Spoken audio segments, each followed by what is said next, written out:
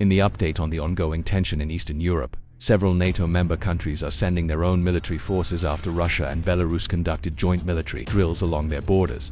The drills included live-fire exercises where Russia launched its supersonic and hypersonic missiles as a supposed warning to NATO.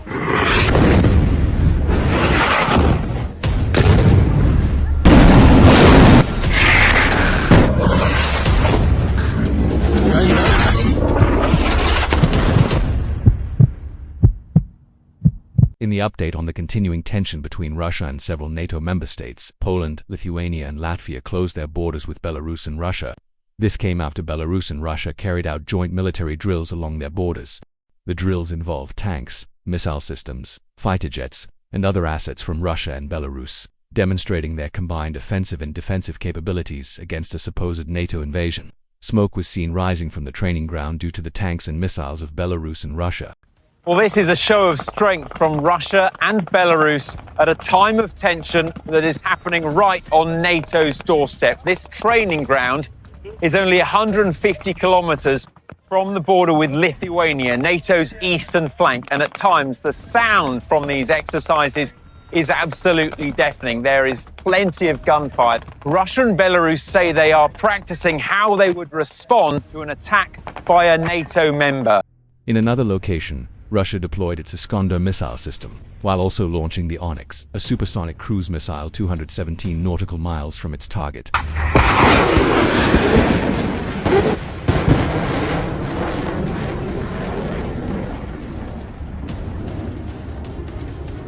And not only that, Russia's Navy frigate also fired the Zircon, another supersonic cruise missile. Есть пуск, значит пусковой цикл.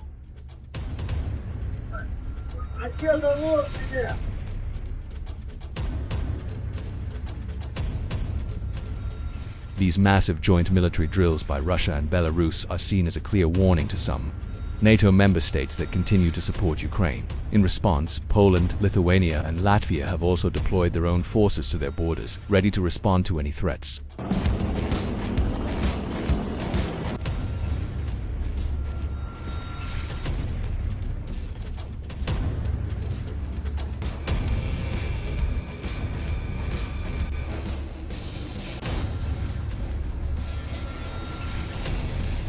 According to Phoenix President Stab, Russian President Vladimir Putin's plans are failing. He pointed out that Putin once claimed that within just 4 days of battle, Ukraine would be conquered. But instead of 4 days, it has now been 4 years, and Ukraine has still not been subdued. The aim was to take over Ukraine in a special operation in 4 days. Here we are, 4 years into the war. According to US President Donald Trump, he is ready to impose major sanctions on Russia if all NATO nations agree to stop buying oil from Moscow. He also said he would raise tariffs on China, accusing Beijing of maintaining a strong grip on Russia. He claimed that if his plan is followed, the war could end quickly.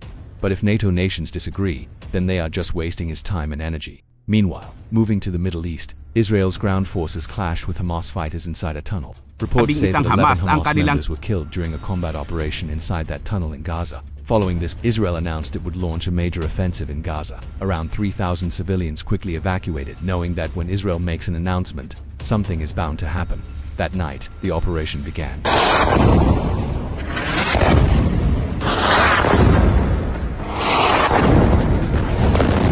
Targets were destroyed again, buildings used as hideouts and observation posts by Hamas, along with another group, the Islamic Jihad. According to the IDF, these buildings were being used to monitor their movements. In addition, there were reportedly snipers positioned there. The following day, Israel continued its precision strikes, targeting more buildings.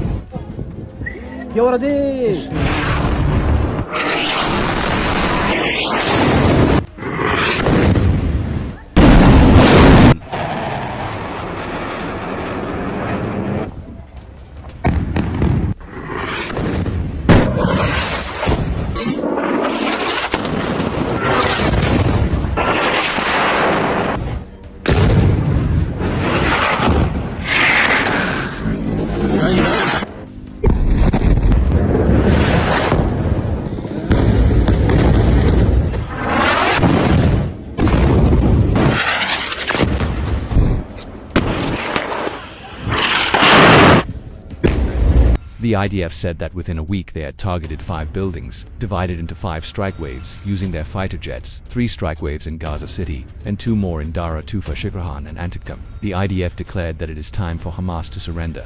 After that, Israel also struck Hezbollah in Lebanon, bombing a base in the Bekaa Valley and a vehicle reportedly carrying Muhammad Ali Yassino, identified as a Hezbollah weapons manufacturer.